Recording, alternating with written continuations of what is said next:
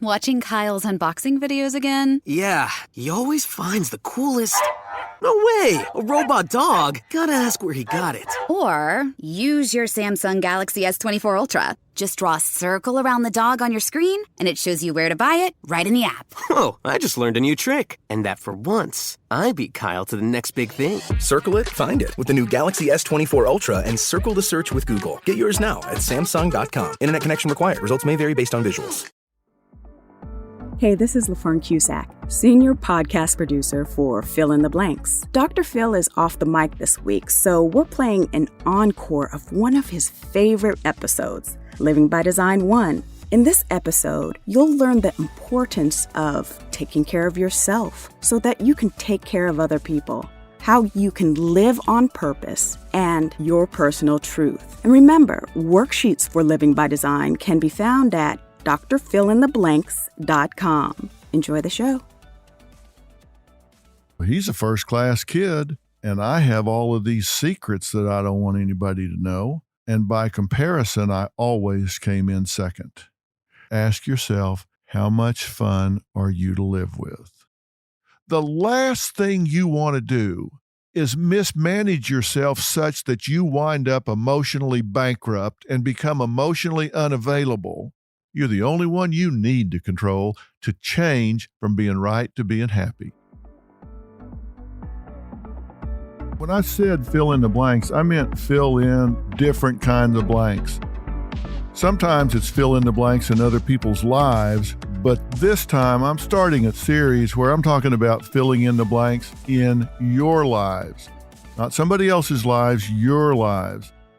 And this is a series that I want you to get something out of. Look, I can't sing, I can't dance, I can't even draw a straight line. So that means when I talk to somebody, they got to get something out of it because you're not looking at me for eye candy. And like I say, I can't entertain you with singing or dancing. So what is it I want you to get out of this? I want you to get out of this fill in the blank series an edge. I want you to get an edge in your life. And here's the first edge I want you to get. I want you to be able to figure out who you are and how you got to be who you are, where you are. Now think about that. You know what you do. You know what your job is. You're a mom, you're a dad, you're a baker, a candlestick maker, you're an accountant or an architect or a teacher. That's what you do. That's not who you are. So I want you to know who you are, and more importantly, how you got to be there. And I'm going to tell you how we're going to figure this out. All right, now to help you figure out that distinction, I've got to give you some tools to do that. And the first thing I'm going to ask you to do is move your position. To understand what I mean by that, I want you to fill this sentence in for me. How would you complete this sentence? I would rather be right than blank. Think about that. I'd rather be right than blank. Now, I guarantee you 90% plus of you finished that sentence this way. You said, I'd rather be right than wrong. Of course, you'd rather be right than wrong. Nobody wants to be wrong. If you're in an argument or you're picking out something, you always want to be right. So you'd finish that sentence, I'd rather be right than wrong. I want you to move your position just for the time that you're listening to me today and for the rest of this Living by Design series.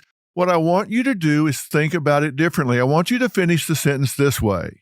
I don't want you to say, I'd rather be right than wrong. What I want you to say is, I would rather be happy than right. Now, that's very different.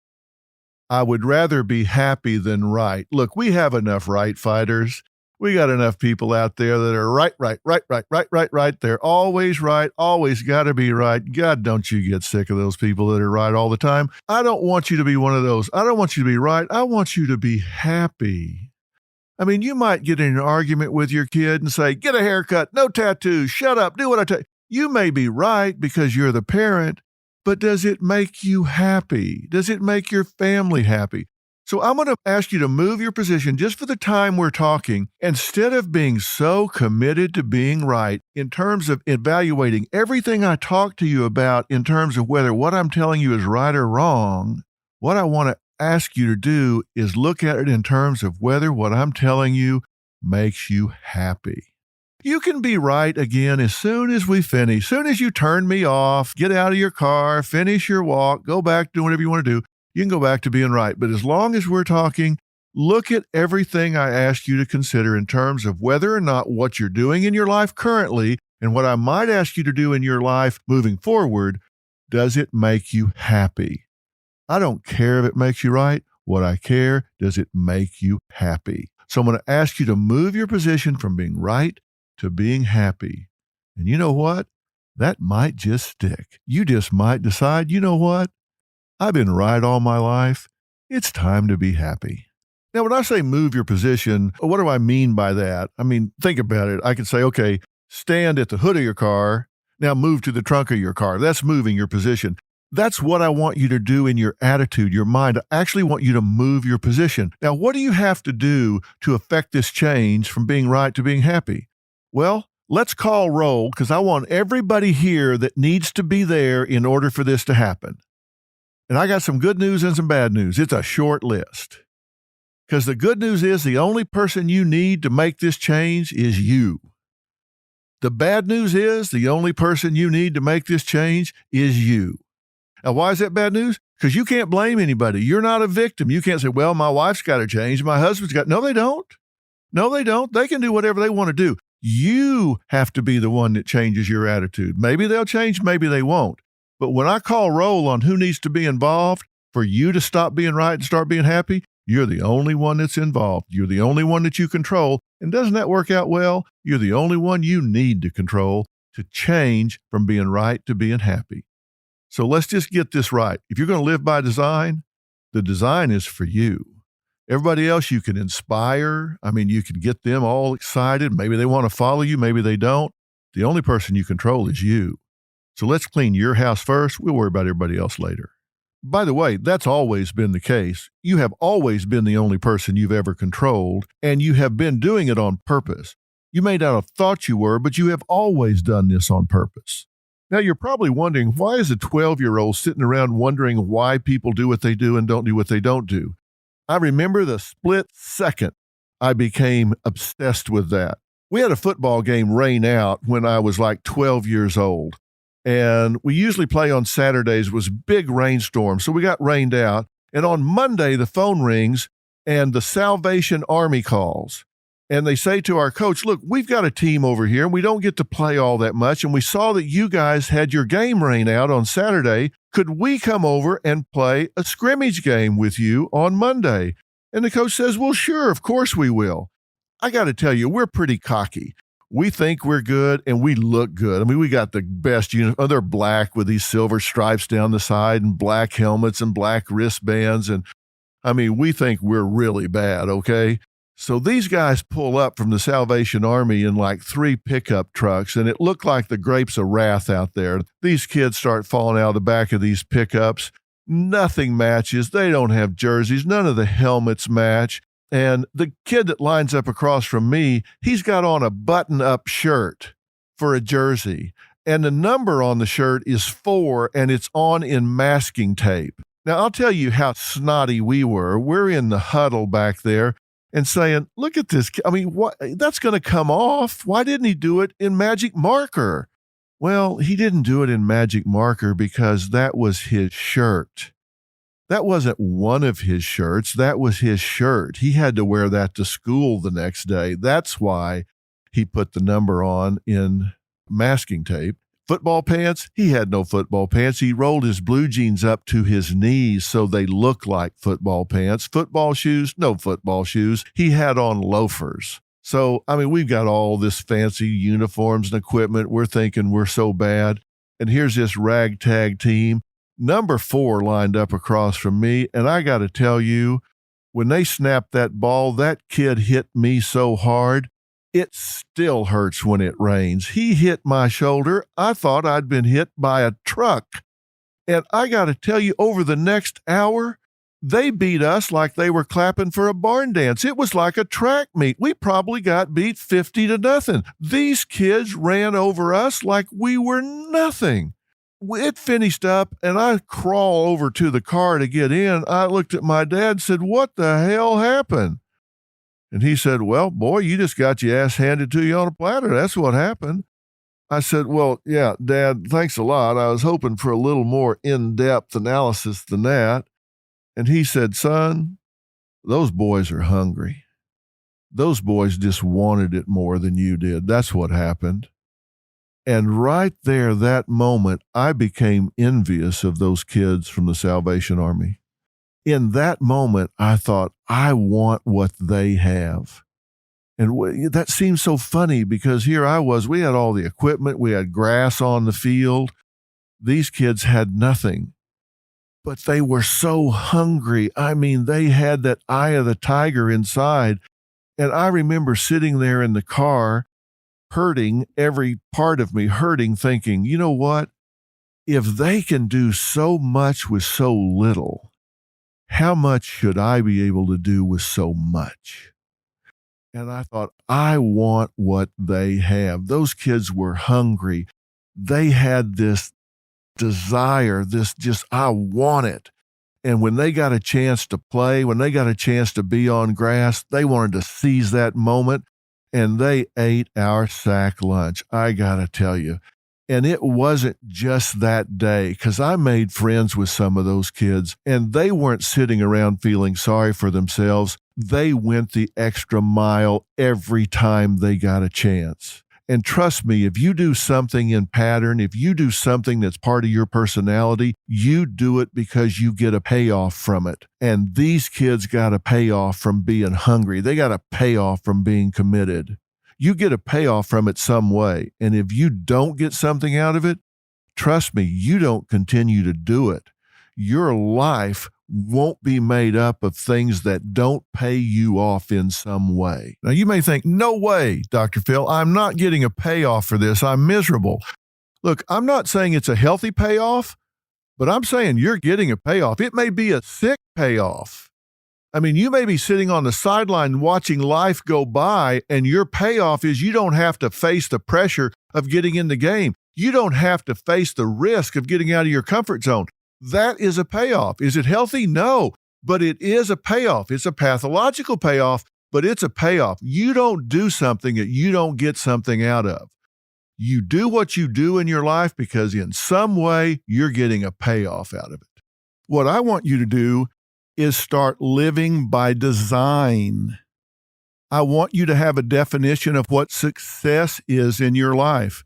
So one of the things I'm going to be asking you to do as we move through living by design is figuring out what your payoffs are. Look for things you do in pattern and then say, what am I getting out of this? Healthy, sick, otherwise, what's my payoff? Because when you identify the payoff, then you can control the currency. And when you control the currency, then you control you. Once you know what your payoff is, you can turn that spigot on and you can turn that spigot off, and that will change what you're doing. It will change how you're living. Whatever you do, whoever you are, do that on purpose. Don't just be who you are, live whatever life you live by accident. I mean, come on, own it. You get to the end of your life and somebody says, what did you do with your life? At least say, whatever I did it on purpose. Live by design. Make a plan and choose what you're doing. And what I want to do here, when we finish this series, I want you to have a plan that you can get excited about. That's what I'm wanting you to do. That's why I want you to listen to this Fill in the Blank series about you, because I want us to come away with a plan that you can get excited about. Now, here's what I want you to do. Write down today's date, but put next year. Put this day and this month, but put 2020. And I'm going to tell you why. Because I want that in your calendar so this time next year, you look at that date and you remember me telling you today that 1 year from today, your life is going to be better or worse than it is today. It's not going to be the same. You're going to be happier, sadder, richer or poorer, fatter or skinnier, married or divorced, but it is not going to be the same. Your life is going to be better or worse a year from now than it is right now.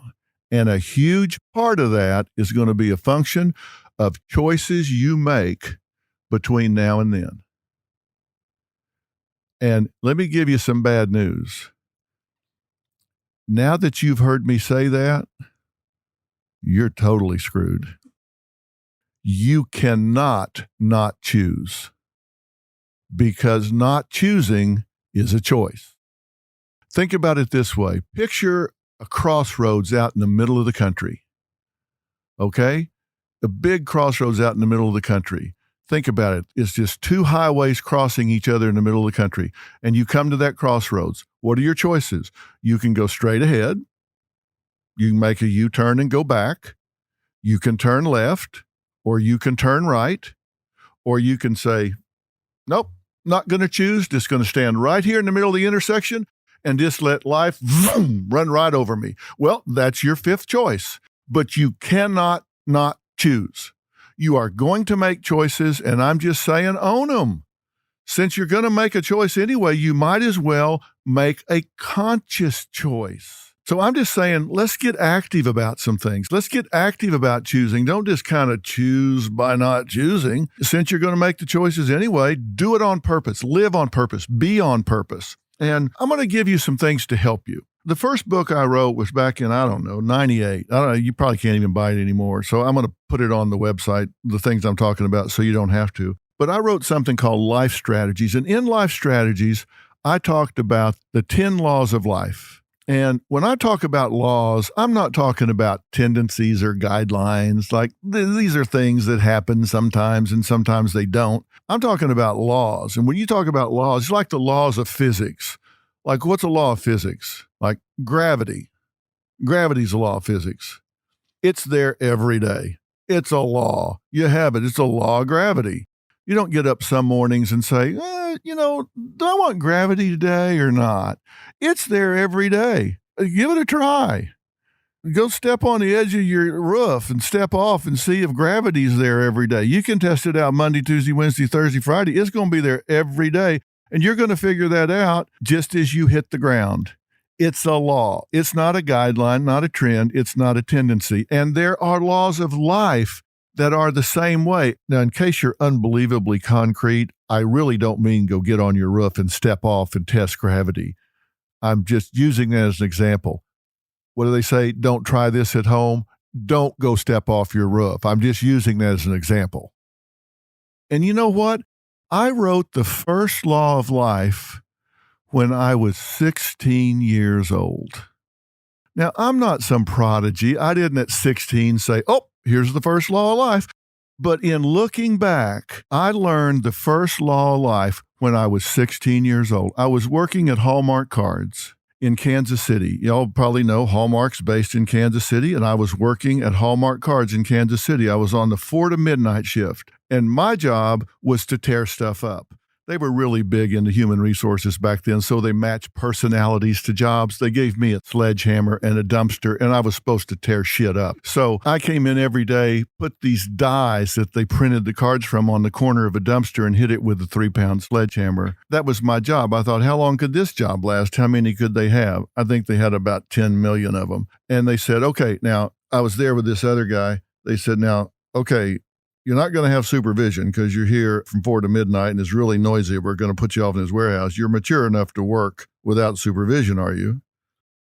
I looked at him like, I can't believe you even asked me that. Are you kidding me? So as soon as they leave, I have a buddy come down and we decide we're going to build a hot rod.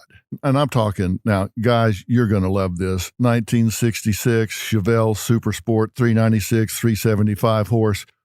We had a custom manifold sitting on top of this engine with 3 Holley carburetors on it. We had headers, some cheater slicks on the back. And if you rolled this car backwards just a little bit and popped the clutch, you could pull the front wheels off the ground about 4 inches. I mean, we would go out at midnight and find people and we would race them. We treated stupidity like it was a virtue. Now, because this was stupid, it would be indiscreet for me to name my friend, Steve Dillman. And we would go up and down Main Street and Broadway in downtown Kansas City at 120 miles an hour, trying to sucker people into racing us. So on this given night, we're flying down there, and it's the Christmas holidays, and we each have a buddy in town. And we're flying along there and look in the rearview mirror, and there is a cop on our bumper at 120 miles an hour in downtown Kansas City. Now, this is when they had M Squad. You're too young to remember, but they used to have a TV show called M Squad, Metro Squad. These were the badass cops. We look in the rearview mirror, and this cop is on our bumper. And when I say on our bumper, you couldn't have gotten a gum wrapper between his bumper and ours. This was an era where they didn't stay in the car, call for backup, fill out a bunch of paperwork. No, they pull us over, say, get out. So just as they pull us over, Steve's buddy from out of town slithers out the back window and runs between the buildings. He takes off. I'm thinking, oh God, this isn't good. This cop lines us up like crows on a clothesline. We're standing at attention beside the car. And he walks up to Dillman and says, all right, I'm going to ask you one time, what's the name of that boy that run off? And Dillman looks him straight in the eye and says, yeah, well, his name was Sam Sausage. What of it? Oh my God, I'm thinking that cop hit him so hard, I thought it broke my nose. He dropped him like 100-pound rock. Bam, right there on the asphalt. Now, here's the problem. The next guy in line is my friend, and then I'm next. And the problem is, neither of us know that guy's name. He's run off, and the only person that knows his name is unconscious on the pavement. And I'm thinking, oh my God, I'm coming up next here. I wish I knew his name. I'd give him his social security number. I'd give him his fingerprints. I'd give him whatever he wanted. But no chance. He steps up to my friend next and he says, all right, I'm going to ask you one damn time. What's the name of that boy that run off? Well, my friend, having somewhat of a brain, says, sir, if I may, I swear on my mother's grave. We had just had lunch with her that afternoon. She was not dead. He says, I swear on my mother's grave, I do not know that young man's name, but I can promise you it ain't Sam Sausage.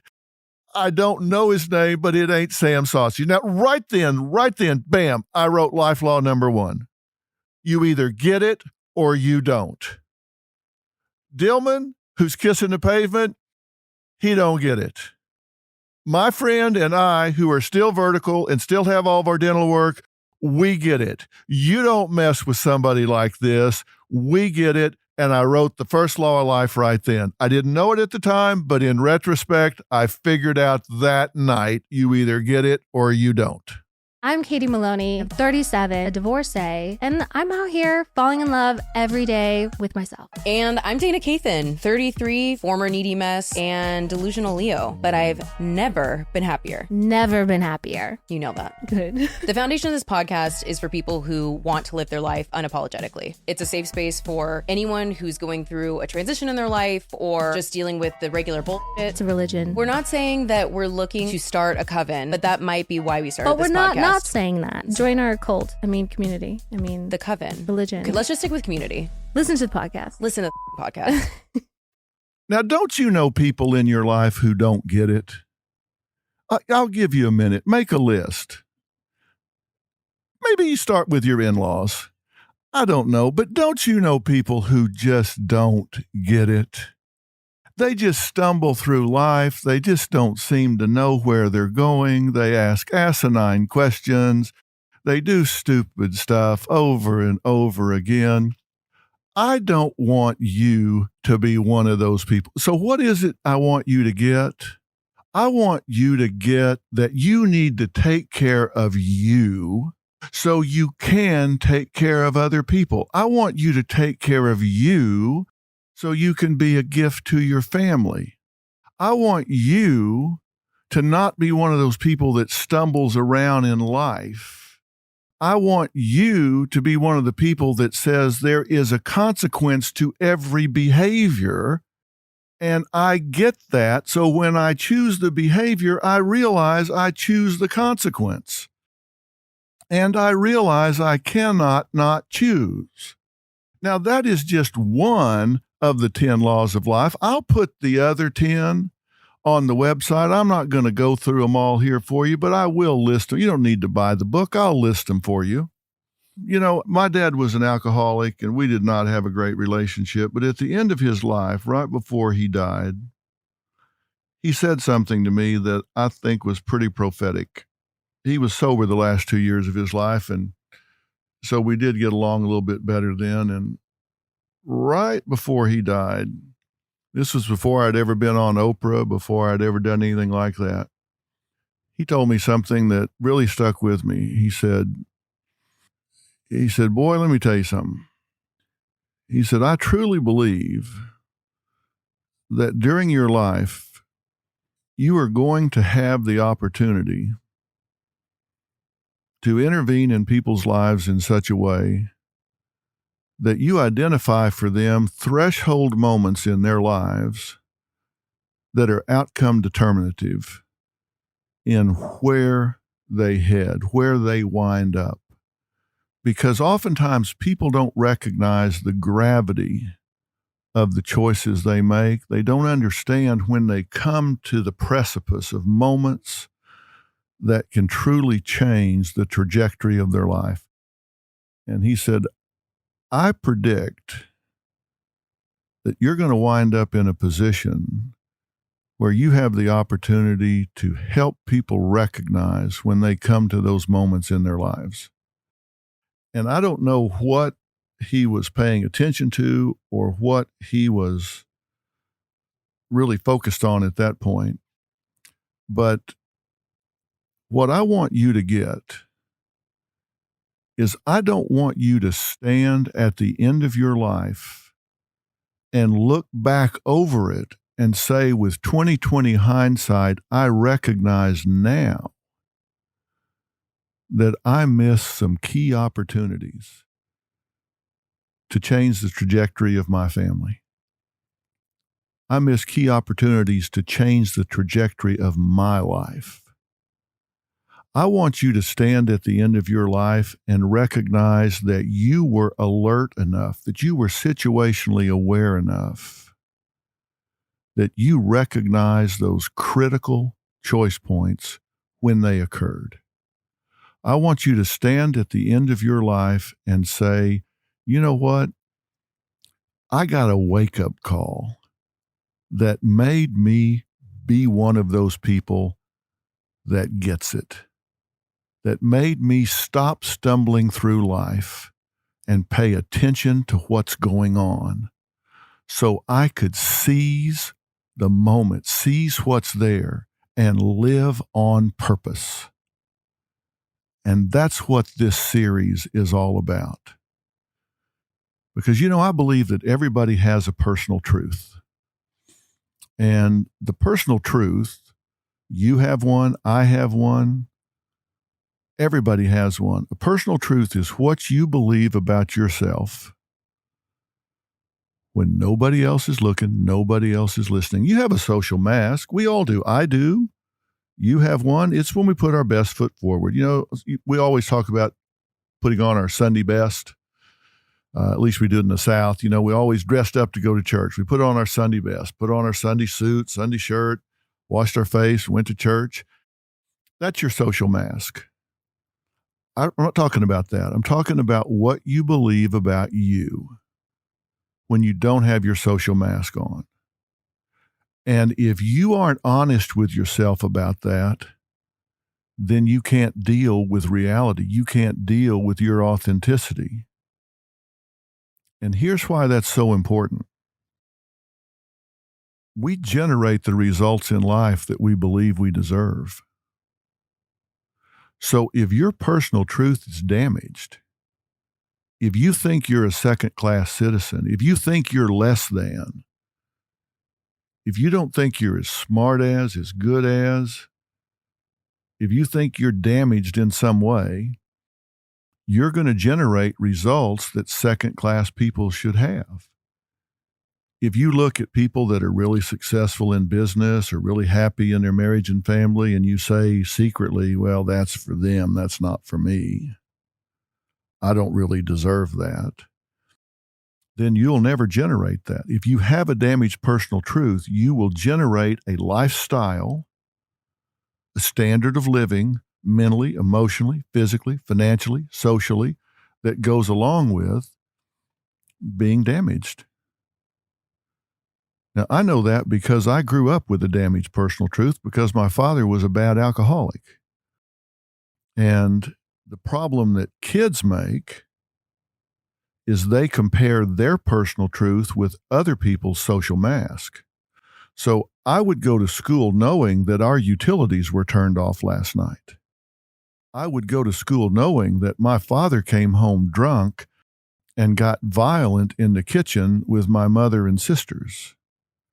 I would go to school knowing that the car had been repossessed and the windows had been kicked out of the house, and compare myself to the kid in the next row who had a clean shirt on and a scrubbed face and a smile and say, he's a first-class kid, and I have all of these secrets that I don't want anybody to know.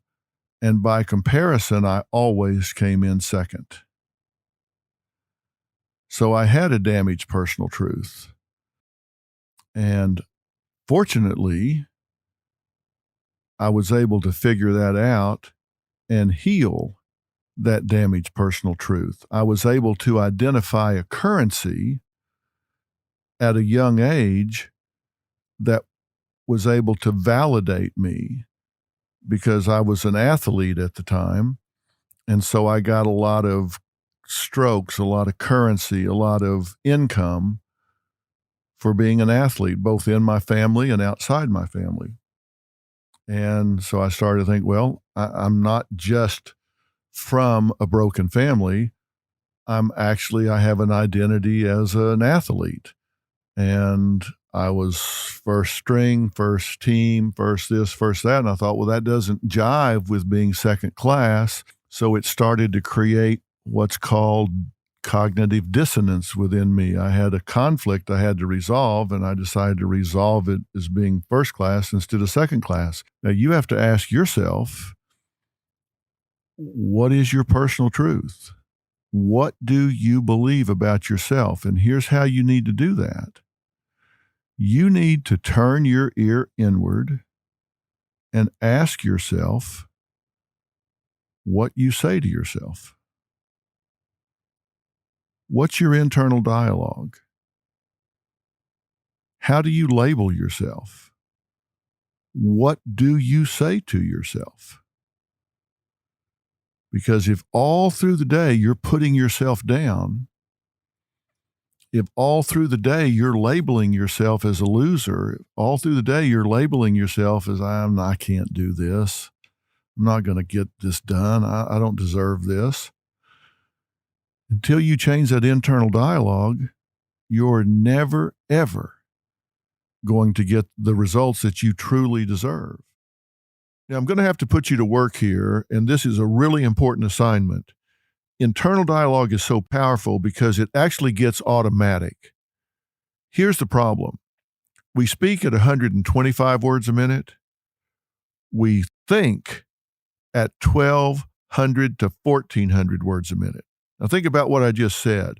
We think 10 times faster than we talk.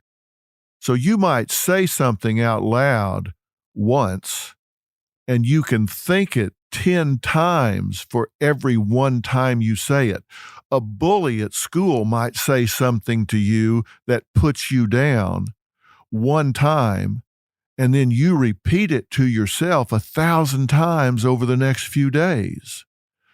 So I need you to really turn your ear inward and listen to what you're saying to yourself. And it's not enough to just think about it. I need you to go to the website that accompanies this podcast, and you'll find that at drphillintheblanks.com. For this episode, you're going to find worksheets there, and one of them is going to be labeled Internal Dialogue. I'm going to have a few examples there of what I'm talking about, what constitutes internal dialogue, and I want you to start making a list of what you say to yourself. Because until you write it down so you can get some objectivity from it, so you can step back and look at it and go, wow, no wonder I feel the way I do. No wonder I feel the way I do. If I look at this list, I'm saying this stuff to myself all day long. My God, no wonder. I'm shocked I even get out of bed in the morning if I say all this stuff to myself. And you say it as often as you do. And I want you to start testing those thoughts, testing them to see if they're rational.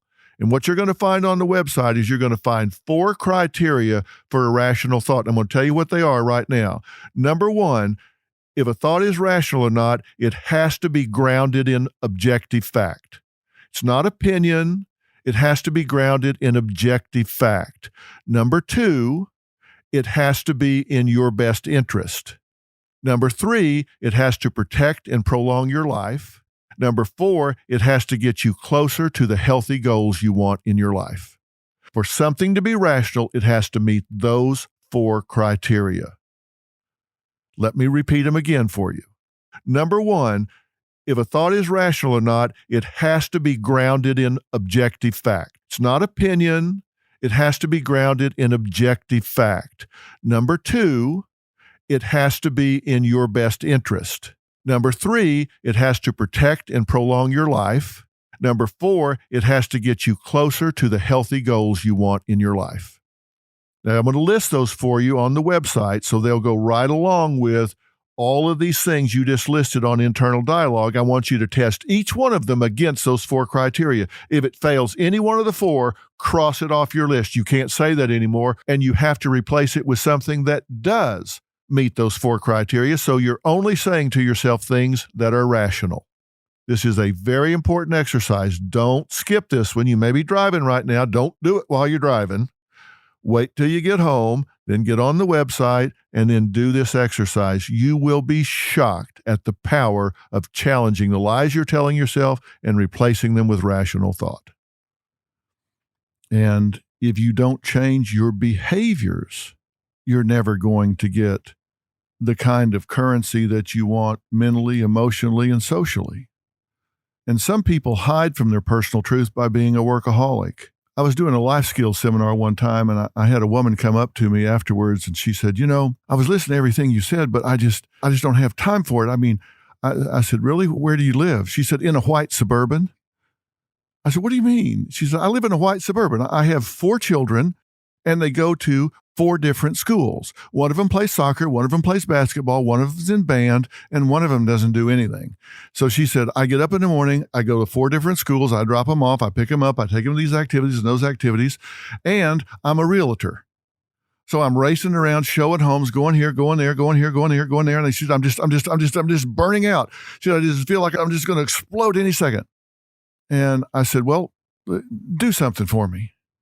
I said, after you drop those kids off to school tomorrow, I want you to go home, turn your phone off, take the phone off the hook, lock the doors, go run a bath, even a bubble bath.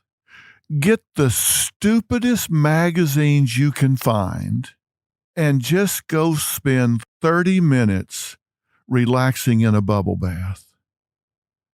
She looked at me like I was insane. She said, are you kidding me? She said, oh my God, my mother would turn over in her grave.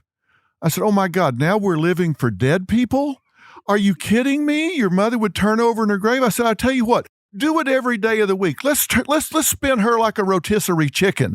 I don't care if she turns over in her grave. Let's just spin her around. What do you care if she's dead? Give it a shot. Come on. You've got to change something.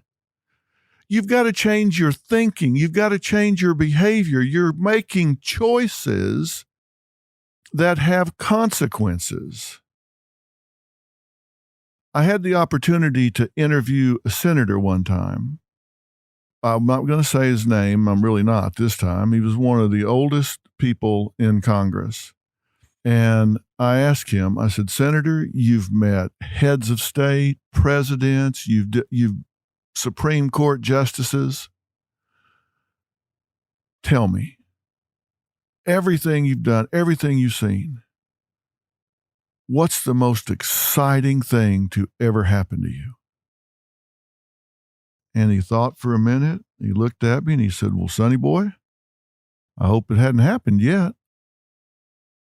And I thought, wow, what a profound answer. Here's a guy that's been in Congress since Christ was a child. And he's been 50, 60 years. And he said, I hope it hasn't happened yet. How about you? How about you? I mean, if you're 40 years old, you've lived 14,000 some odd days, and life expectancy now is pushing into the 90s. Are you one of those people that if I say, what do you do for fun? And you say, well, we used to fish. We used to take a couple weeks and travel. When's the last time you did that? Oh, it's been, what is it, Mama? Been 6 years, 7 years? Really? Last time you had fun was 6 or 7 years ago? Well, you got 40 years left. And the last time you really gave yourself permission to have fun was 6 or 7 years ago, and you got 40 years left? That's a long, long time to do what you're doing. That's a long time to be boring. I mean, come on. This is no dress rehearsal. You're burning daylight, man. You got to figure out, I got to redefine my life. I got to redefine this. And I'm going to end this conversation with one question I want you to ask yourself, and just let this weigh on you a little bit. Just how much fun are you to live with? Ask yourself that. Don't ask yourself, I'm not asking you to change everything at one time. Just ask yourself this. How much fun are you to live with? The formula for a successful relationship is this. Number one, it's based on a solid underlying friendship, which means, first, what do friends do? They share things, they support each other, they laugh, they talk, they're friends, they invest. It's based on a solid underlying friendship, and it meets the needs of the two people involved. Now think about that. It meets the needs of the two people involved. That means you've got two jobs. Job number one is to work to discover the needs of your partner. Job number two is work to teach your partner your needs. Now, if both of you are doing those two jobs, if you're working to teach your partner your needs and you're working to learn your partner's needs, then you're both teaching and learning at the same time. If he or she is both teaching and learning at the same time, then you've got two people moving towards each other. You're each trying to learn the other's needs and teach the other person your needs. All of a sudden, you're moving towards each other with the common goal of creating intimacy. That might require turning the television off. And in case you didn't know, if you have a television in your bedroom, your sex life suffers 50%, 50%. So if you want to get lucky, kick Kimmel and Fallon and Conan and Corden to the curb. Get them out of your bedroom, but ask yourself, how much fun are you to live with? When I talk about how much fun you are to live with, I don't mean just for your spouse or your kids. I mean you. I mean, I've always said if I was going to be alone, I don't want to be a bad person to do it with. So that means I got to get along with me pretty well. And here's the deal. You've probably noticed throughout this whole time that I've been talking to you that there's a common theme to what I've been saying, and that is I'm being selfish on your behalf. And you may think, boy, if I do everything he's been talking about, I'm going to feel selfish. Well, don't. Don't feel selfish when you're putting yourself first. Do not feel selfish when you're putting yourself first. And here's why. You can't give away what you don't have. If you love your children, and I know you do, then take care of their mother. Take care of their father. The last thing you want to do is mismanage yourself such that you wind up emotionally bankrupt and become emotionally unavailable or physically unavailable because you have a heart attack and die, so the people that you love and love you don't have you in their lives. You don't want to do that. You got to take care of yourself because you can't give away what you don't have. So is it selfish for you to take some time to yourself? No. Not if it prolongs your life, not if it keeps you vibrant and alive so you can be there for the people that you love and love you.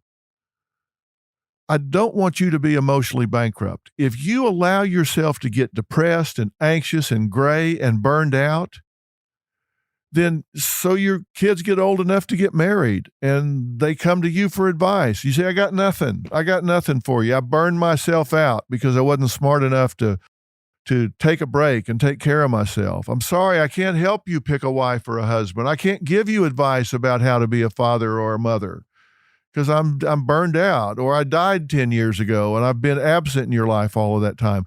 Don't do that. You do not want to allow yourself to become emotionally bankrupt. And to do that, you got to treat yourself like a bank account. If all you ever do are make withdrawals, you never make any deposits, you are going to wind up with a zero balance. We need mothers, not martyrs. We need fathers, not martyrs. You've got to take care of yourself, and that means you've got to make some deposits. You've got to do some things for yourself. And that's what I've been talking about along the way here. And if you are a mother or a father and you've got kids that are 5, 6, 7, 8, 10 years old, take a real close look and you're going to notice something. They have arms and legs. They can pick up their own room. They can pick up their own toys. They can even make a peanut butter and jelly sandwich. And nobody will call Child Protective Services if they have to make themselves a sandwich. You don't have to do everything. And here's an interesting word to put in your vocabulary. No. No, I won't take you here. No, I won't take you there. No, I won't do this. No, I won't do that. We are living in a society with entitled children. They need to hear no. Turn off the television. Go outside. Rake some leaves. Get out in the sun. Breathe some fresh air. Leave them alone. You want some time alone with your spouse? I mean, Robin and I used to tell our kids, look, this door's closed. Unless one of you burst into flames, do not open this door. You have to have some time for yourself. So the theme that you've been hearing here is you've got to take care of yourself, and it's not selfish because you do not want to be emotionally bankrupt. Take care of you. You deserve it. The people you love deserve it. And you're not going to believe what we talk about next week. Now, there's an accompanying web page that goes with this whole series. So when you finish listening to this, and you can listen to it as many times as you want to, but go to the website, that's drfillintheblanks.com, and you're going to find everything we talked about here there, and you're also going to find some personal inventories, some checklists, some personality tests that you can take to help you find out who you are and how you got to be that person. What we're going to talk about next time is what the hell to do with what you found out today, because that's a whole other chapter, and trust me, I'm going to put verbs in my sentences. Give it some thought. We're just getting started. So long.